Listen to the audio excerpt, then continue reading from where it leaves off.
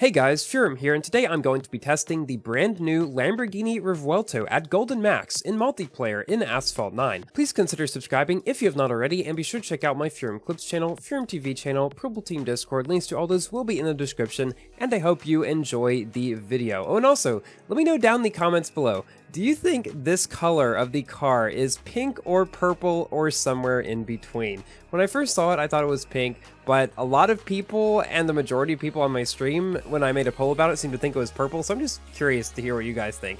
It's that weird sort of middle color, and it actually even looks kind of bluish on Greenland, like, you know, regular purple does. So just curious to hear what you guys think about that. So is the Revuelto a new B-Class king? This is a question that a lot of people have had for a while now. And I would say it's not as much of one as we thought it might be. Now, I expected early on that this car was not going to be like the overall new king or anything. The F1LM is still faster by around 10 miles per hour. And, you know, it has better nitro efficiency, and, you know, the F1LM will beat this car on, I would say, a majority of tracks, especially ones that allow the F1LM to get up to and stay at its top speed for an extended period of time. However, the Revuelto does show promise on some of the shorter and twistier tracks, such as Auckland or the Caribbean. And on those tracks, it may even beat the Huracan. On a lot of tracks, at least with some comparisons I've seen, it'll tie the Huracan or perhaps beat it. So I think it might be better than that car overall. Now, in multiplayer, I don't know if that will be the case. I do think at max or close to this car will be extremely good. But with the Huracan just having better nitro efficiency and everything overall, that might still be a more reliable car for multiplayer. Now, after having driven this car for a good few races in its multiplayer season at Golden Max, I can say it's very fun. It is slightly more difficult to drive than the Huracan, but still an easy car overall, and I would definitely enjoy driving this car and, you know, start up if I were able to. But I am not going to be going for this car. I actually spent a lot of tokens on the XJR key packs. If you watched my last video, you will know how that went. Not very well. I 2-starred the car, didn't get the key though, after spending 12,000 tokens or so on it.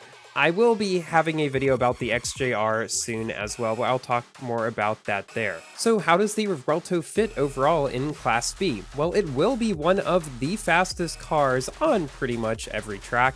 It has pretty good top speed for its class, 233 miles per hour, which is a good 11 miles per hour faster than the Huracan. That's very significant.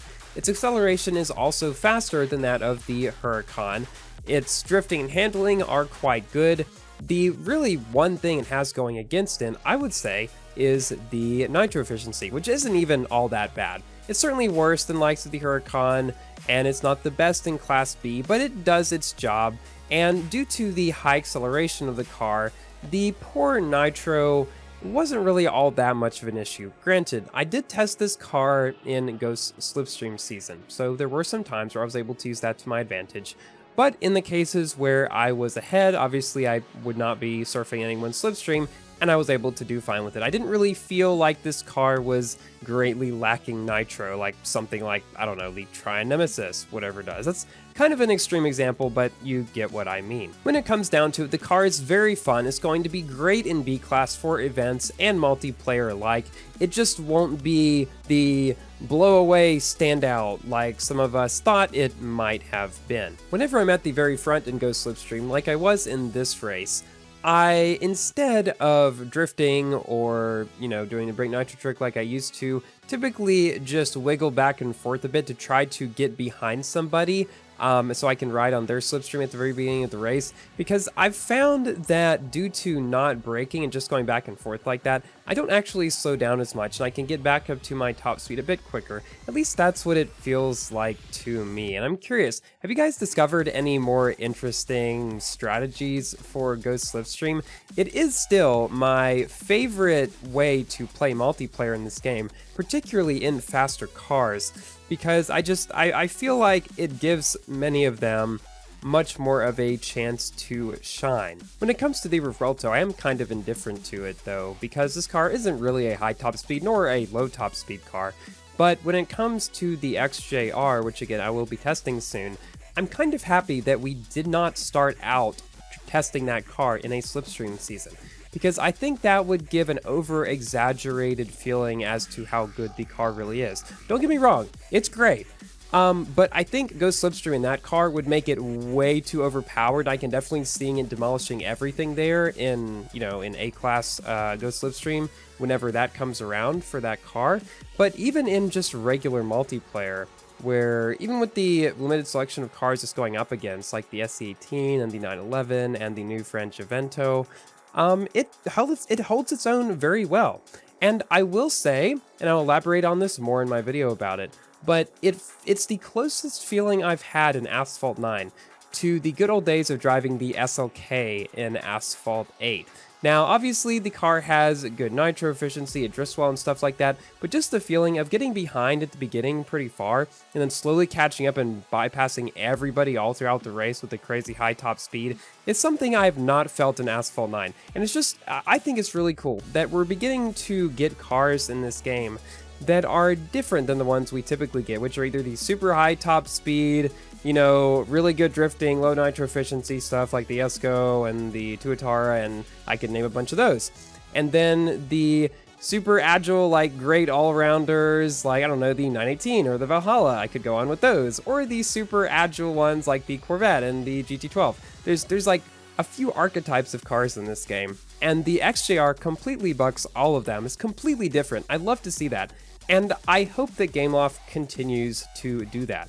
Maybe not necessarily with the super low acceleration, high top speed and stuff like that, but just something to make the cars feel different. Because, as you may have noticed when I made my video about the update, I had nothing to compare that car to. It was just so unique, which I think is awesome. And I mentioned the French Revuelto. I'm not going to be getting that car. I actually only got into Tier 1 when I was trying to get into Tier 4, but on the first round I only got 7 points, so yeah, not going to happen. That brings us to our general review of the Revuelto. I've said a lot about it already. It's a high-end B-Class car, will be great for events and multiplayer, probably a bit better than the Huracan, but still worse than the F1 LM. Thank you all so much for watching. Please like the video if you have enjoyed, and consider subscribing for more Asphalt, Forza, Minecraft, and other games content. And I will see you in my next video. Goodbye!